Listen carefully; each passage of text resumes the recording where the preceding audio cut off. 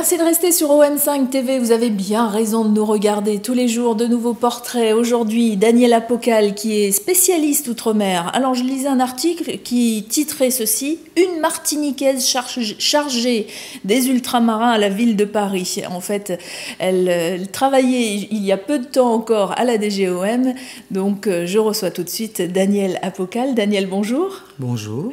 Alors Daniel, spécialiste outre-mer, c'est un titre qui vous va bien ? Spécialiste, non, je trouve que c'est un peu excessif.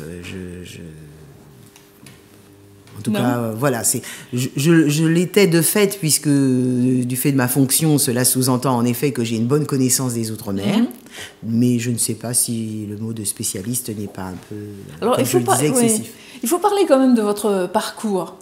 Vous commencez les études, vous faites quoi comme études ?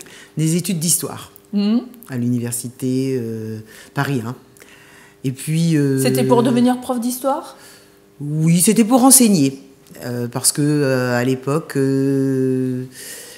cela semblait être le métier qui permettait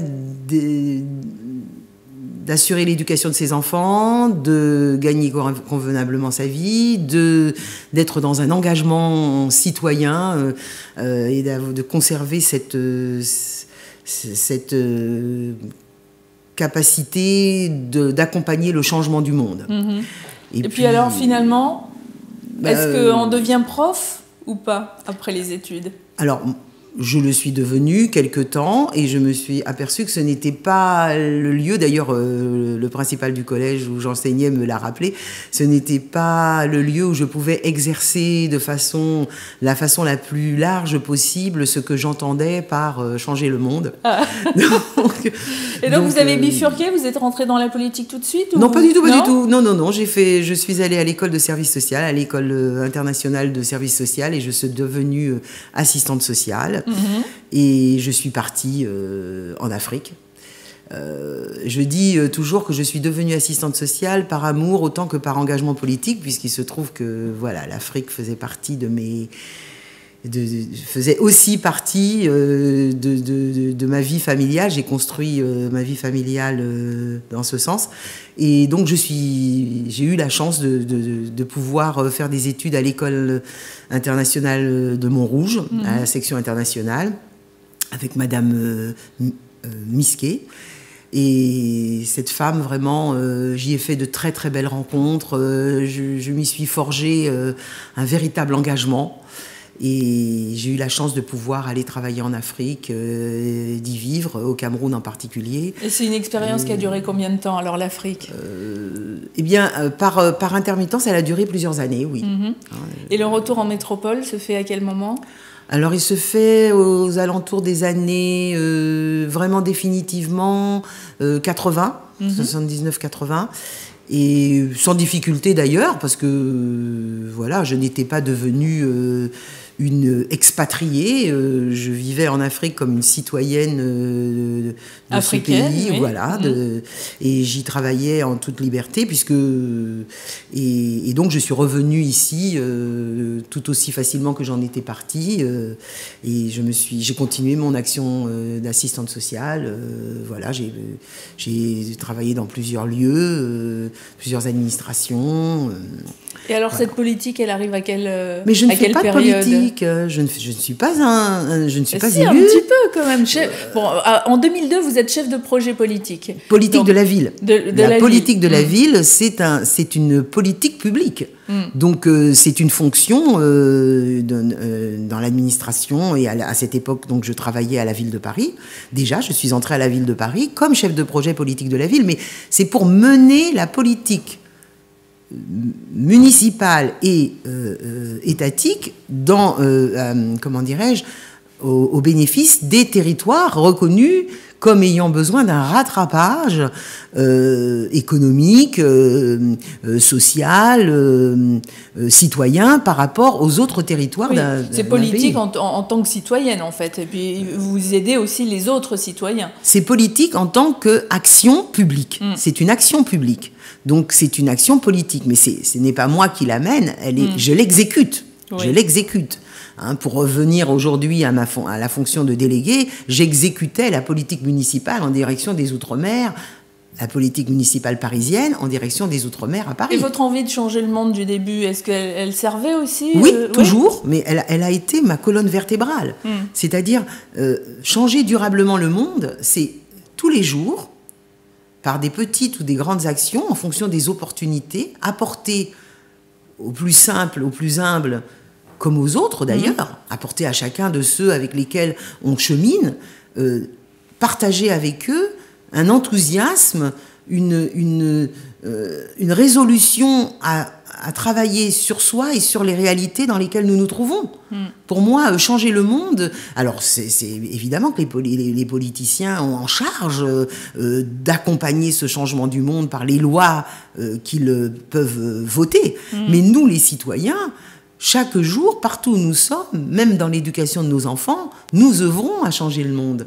Et ce changement du monde, moi, il me convient bien dans ce cheminement avec ceux qui sont au plus près du quotidien, c'est-à-dire les citoyens. Et alors, avant d'être déléguée générale, parce que vous en parliez à l'instant, avant d'être déléguée générale à l'Outre-mer, vous étiez directrice de la maison des associations dans le 11e. Oui, j'ai été directrice de la maison des associations. Alors, vous savez que les maisons des associations, c'est un dispositif qui a été mis en place par M. Bertrand Delanoë, qui a souhaité, lors de sa première mandature, qu'il y ait dans chaque arrondissement parisien une maison des associations. Encore une fois, qu'est-ce qu'une maison des associations? C'est un dispositif de proximité, un lieu de proximité au plus près de l'action citoyenne pour accompagner les évolutions, les envies, les décisions des citoyens par le biais des associations. Les associations étant ce qu'on appelle le tiers secteur. C'est-à-dire dans ce concept de la vie associative, vous avez là une part de la société qui s'engage bénévolement sur la transformation justement des conditions. Quels que soient les domaines d'ailleurs. Quels que soient les domaines. Un domaine de santé, un domaine artistique, absolument, etc. Les associations culturelles sont même les plus importantes. Et là, vos origines martiniquaises vous rattrapent un petit peu dans cette maison des associations. Est-ce que, en tant qu'ultramarine, vous avez envie aussi de porter les associations des Outre-mer? Comment ça se passe Vous savez, moi, mes origines, elles me portent depuis mon enfance. Je suis martiniquaise, je suis des Outre-mer, je suis surtout une négresse. Bien avant que cela devienne si facile, parce que la connaissance d'Aimé Césaire a permis que l'on comprenne que l'expression « nègre je suis, nègre je resterai » n'était pas une question seulement de couleur, même s'il est important de porter cette couleur. Mais moi, j'ai toujours eu conscience que j'étais une négresse. Mais alors, négresse, dans quel sens? Parce que pour certains, négresse, c'est un gros mot. Oui, mais justement, oui. Dans ce sens-là aussi, oui. J'ai renversé cette injure. Oui, moi, enfant, on m'a traité de négresse à plateau. Et oui, j'ai dû me demander ce que ça voulait dire. Oui. J'ai dû interpeller mes parents sur ce sens-là. Et est-ce qu'ils ont su vous expliquer? Ils ne m'ont pas forcément expliqué, ils m'ont simplement dit, et ma mère en particulier, tu es ce que tu es et tu dois faire avec ce que tu es. C'est-à-dire que tu es une négresse et tu dois vivre avec cette réalité-là. Alors, la définition de négresse, avant que ça devienne un mot péjoratif pour certains, c'est quoi? Comment on peut le définir? Non, mais négresse a d'abord été un mot péjoratif. Ah, c'est aujourd'hui qu'il l'est. Oui, c'est aujourd'hui qu'il l'est moins. D'accord. Mais il choque encore. Oui, il choque encore. Mais moi, je dis que je suis une négresse parce que je ne suis pas noire. Noir, c'est une couleur. Ah, voilà, nous sommes entourés de noirs. Je ne suis pas noire. Donc moi, je ne veux pas qu'on dise. Votre définition. Je ne veux pas qu'on dise de moi que je suis une femme noire. Oui. Parce que je suis d'abord une négresse. Parce qu'en effet, le noir, c'est la couleur ici du micro. Voilà. Mais c'est comme si on disait à un Chinois, tu es jaune. Oui, voilà. Oui. Qu'est-ce que c'est que ces inventions? Bien sûr. Qu'est-ce que c'est que ces inventions? Moi, je refuse d'être réduite à une couleur. Par contre, je veux être comment dirais-je, je veux être reconnue pour ce que je suis. Et s'il faut me définir par une différence de couleur, de peau, de vision, de visibilité, oui, je préfère utiliser ce mot de nègre. D'accord, mais c'est bien de le dire parce que aujourd'hui les jeunes n'osent pas. Ils disent black, je suis black. Ou je suis oui, noir. Mais justement, je ne suis pas black puisque je ne suis pas américaine, je ne suis pas anglophone. C'est justement le langage des jeunes qui fait qu'il y a certains mots qu'ils évitent et puis ils les remplacent par d'autres. Oui, mais c'est aussi parce qu'ils essayent de trouver des mots qui soient acceptés dans la société. Et c'est plus facile d'être... Parce que longtemps, on a dit « black is beautiful ». Donc dire « je suis black », c'est aussi revenir à cette idée que être black, c'est être beau. Hein, voilà. Donc, moi, je trouve que, justement, les jeunes, par l'utilisation de black, ils nous ont aussi amené cette société à mieux accepter le mot de nègre. Mais c'est vrai aussi que, pour moi, c'est un engagement politique de me définir comme une négresse. Et non pas comme une noire, parce que d'ailleurs quand vous dites aux gens oui je suis noire, ils disent, ah non vous n'êtes pas noire, mais non vous n'êtes pas, mais c'est vrai que je ne suis pas noire. Oui. On l'a vu. Une veste noire. Donc mais ceci dit, oui il y a d'ailleurs je ne sais pas si je connais vraiment des nègres noirs. Ouais. Bon, il y a certains Africains qui ont la peau très très noire, mais bon, c'est vrai que le noir, effectivement, comme on disait tout à l'heure, c'est comme si on disait à tous les Asiatiques, vous êtes des jaunes. Bon, c'est vrai que ça fait un petit peu bizarre. En tout cas, dans votre travail à la mairie, il y avait le traitement, le dernier travail que vous avez fait à la DGOM, c'était le traitement, assurer un traitement égal dans toutes les administrations de la ville pour les ultramarins. Donc aujourd'hui, vous avez un message justement à ces ultramarins qui venaient vous voir et qui vont peut-être encore continuer à aller voir la DGOM pour demander une chose ou une autre? Non, mais de toute façon, le traitement égal, ça veut juste dire que la DGOM, ce n'était pas un ghetto dans lequel venaient s'échouer toutes les problématiques des Outre-mer et nous essayions dans un espèce d'entre-soi de les régler.